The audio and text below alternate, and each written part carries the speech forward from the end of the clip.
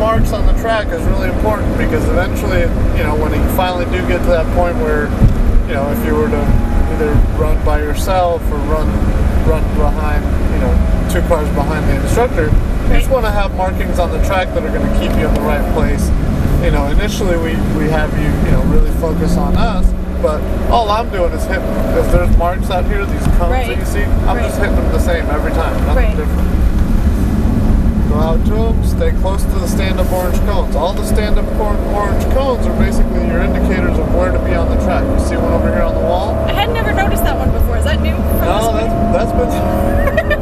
You got your yellow cones telling you when to brake. This stand-up orange cone is going to tell me when to turn. Right. That one's going to tell me when to apex. And this one when to exit. So I'm just kind of following always what the cones are doing. Right. That's kind of... It's a good indication of what side of the track you need to be on. Right. Okay? Nice and close to that orange one. I've got the path. It's the acceleration and deceleration that I think I'm having trouble with as the third car. Alright, well, I mean, that...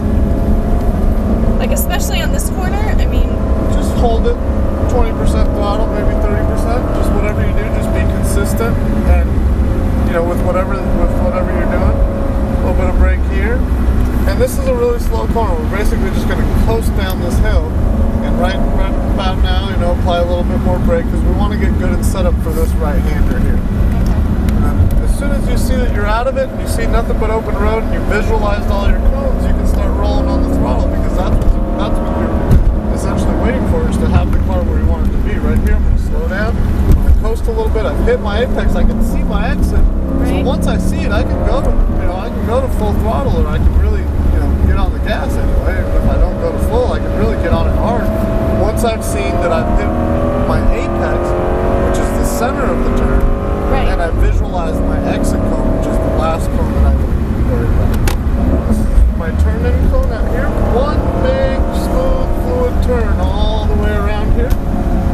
And then, alright. You really need yourself a challenger. These cars. So, but I mean, you kind of get what I'm doing. It's I do. Always really smooth, all the way around. You know, what you're trying to do is minimize the amount of turning that you're going to do on the racetrack. Obviously, you know, the shortest way around the corner for me to hug the inside door of the slope, but this way I can go faster and turn the wheel the least amount as possible. What that means is that I'm allowing the car to have as much grip onto the track as I can. Okay.